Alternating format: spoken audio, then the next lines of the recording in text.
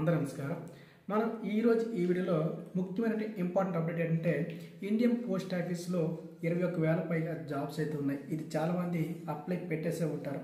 అయితే దీనికి ఏమైనా ఇంకా డేట్స్ పొడిగించారా, దీనికి సంబంధించిన పూర్తి అప్లికేషన్ చివరి తేదీ దీంతో పాటుగా ఎప్పుడు దీని యొక్క మెరిట్ లిస్ట్ తీస్తున్నారు, దీనికి సంబంధించి పూర్తి ఇన్ఫర్మేషన్ ఈ వీడియోలో మీకు తెలియజేస్తాను. దయచేసి ఈ వీడియో మీరు ఎక్కడ కూడా స్కిప్ చేయకుండా చూడండి. చూస్తే ఇన్ఫర్మేషన్ మీకు తెలిసింది. వీడియో మీకు నచ్చింది, ఉపయోగపడింది అనుకుంటేనే ఖచ్చితంగా లైక్ చేసి తప్పకుండా సబ్స్క్రైబ్ చేయండి. దీనికి సంబంధించిన ఇన్ఫర్మేషన్ కావాలా లేదా అనేది నాకు తెలియాలనుకుంటే లైక్స్ రూపంలో తెలియజేస్తే నాకు తెలుస్తుంది. సో ఖచ్చితంగా ప్రతి ఒక్కరూ ఫాలో అవుతుండండి ఈ అప్డేట్స్ ద్వారా. ఇంకేమాత్రం మనం ఆలోచన చేయకుండా వివరాలు అనేవి చూసేద్దాం. అయితే ఇండియన్ పోస్ట్ ఆఫీస్లో జాబ్స్ అనేవి 10th అర్హతతో కూడుకున్నవి. 10th పైనటువంటి అర్హత కూడా ఈ విధంగా జాబ్స్ అయితే వస్తాయి 10th పైన. దీనికి సంబంధించిన పూర్తి ఇన్ఫర్మేషన్ చదివి ఇస్తాను ఇప్పుడు వచ్చిన ఆర్టికల్లో. తర్వాత మీకు ఎక్స్ప్లెయిన్ చేస్తాను దీనికి సంబంధించిన సమాచారం ఏంటనేది. నిరుద్యోగులకు ఇది బంపర్ ఆఫర్ అని చెప్పొచ్చు. ఇండియన్ పోస్ట్ ఆఫీస్లో పలు ఉద్యోగాల భర్తీకి నోటిఫికేషన్ రిలీజ్ అయింది. 10th క్లాస్ పాస్ అయిన అభ్యర్థులకు ఇది ఒక మంచి సువర్ణ అవకాశం అనే చెప్పాలి. అయితే పోస్టల్ శాఖలో భారీగా ఉద్యోగుల భర్తీకి నోటిఫికేషన్ విడుదలైన సంగతి అందరికీ తెలిసిందే. ఆల్మోస్ట్ 99% పెట్టేసే ఉంటారు. ఈ అభ్యర్థులకు ఆన్లైన్ దరఖాస్తు చేసుకోవచ్చు.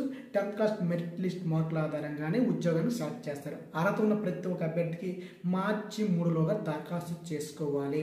అంటే ఈ రోజు లోపే మీరు చేసుకుంటే గడువు అయితే ఈ రోజు వరకు అయితే ఉంటుంది, అర్ధరాత్రి 12 గంటల లోపు వరకు. ఇండియన్ పోస్ట్ ఆఫీస్లో మొత్తంగా ఉద్యోగాల సంఖ్య వచ్చేసరికి 21,413 గ్రామీణ డాక్ సేవకు పోస్టులకు నోటిఫికేషన్ రిలీజ్ చేసేసింది.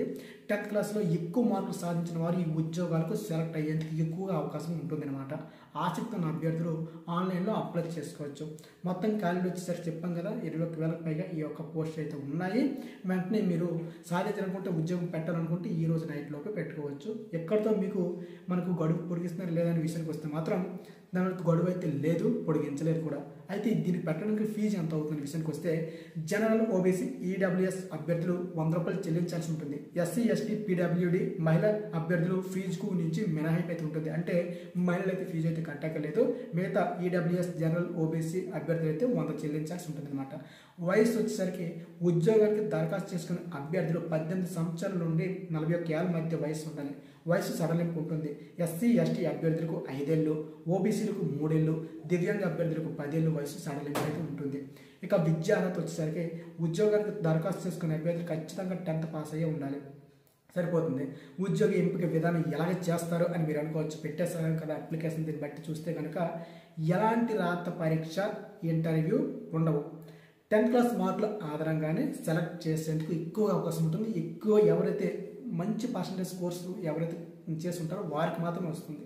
జీతం ఓ విషయానికి వస్తే కనుక ఇందులో బీపీఎం పోస్టుకు 12,000 నుంచి 29,000 వరకు ఉంటుంది. ఇక ఏబిపిఎం డాక్ సేవ పోస్టులు వచ్చేసరికి 10,000 నుంచి 24,470 రూపాయలు వేతనం అయితే ఉంటుంది. నోటిఫికేషన్ పూర్తి సమాచారం కోసం ఇంకా తెలుసుకోవాలనుకుంటే మాత్రం www.indiapost.gov.in వెబ్సైట్లోకి వెళ్ళి మీరు యొక్క అర్హతలు, నేను చెప్పాను కదా అర్హతలు 10th క్లాస్ సరిపోతుంది, దీనికి పరీక్ష ఉండదు, ఒక ఇంటర్వ్యూ ఉండదు. ఈ 10th క్లాస్ ఎక్కువ మార్క్స్ కోర్స్ ఇస్తే సరిపోతుంది.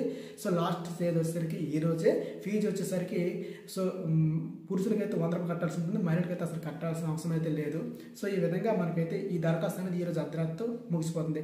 ఇక ఫైనల్గా వచ్చేసరికి రిజల్ట్స్ అనేవి, ఫైనల్ మెరిట్ లిస్ట్ ఎప్పుడు రిలీజ్ చేస్తారంటే మాత్రం ఖచ్చితంగా మనకు మార్చి 27 తేదీలోపు అయితే రాదు. ఎందుకంటే మార్చి 27 తేదీలోపు ఎమ్మెల్సీ కోడ్ అనేది మనకు అమల్లో ఉంటుంది. ఈ కోడ్ ఎప్పుడైతే ఎత్తివేస్తారో ఆ మరుక్షణం వచ్చే అవకాశం మనకు పుస్తకంగా కనిపిస్తుంది.